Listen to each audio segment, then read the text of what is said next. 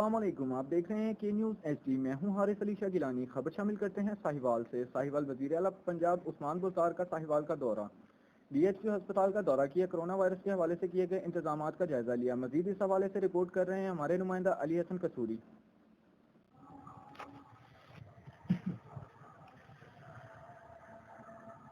جی بالکل، ساہیوال وزیر اعلیٰ پنجاب عثمان بزدار کا دورہ ساہیوال۔ اس موقع پر انہوں نے ڈی ایچ کیو ہسپتال کا دورہ کیا اور کرونا وائرس کے حوالے سے کیے گئے انتظامات کا جائزہ لیا۔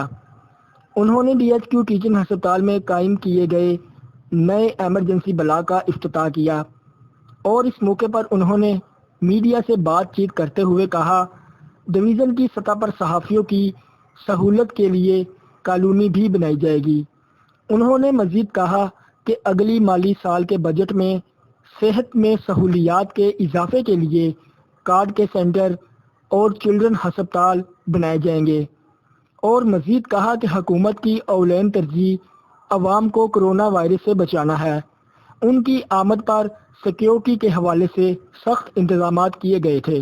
جی وزٹ کیا، ابھی ایم ایس صاحب نے ہمیں بریفنگ دی ہے، یہاں پہ کارڈک کی فیسلٹیز نہیں ہیں، اس کے لیے میں اناؤنس کرنا چاہوں گا انشاءاللہ اگلے مالی سال سے ہم یہاں پہ کارڈک فیسلٹیز اسٹارٹ کریں۔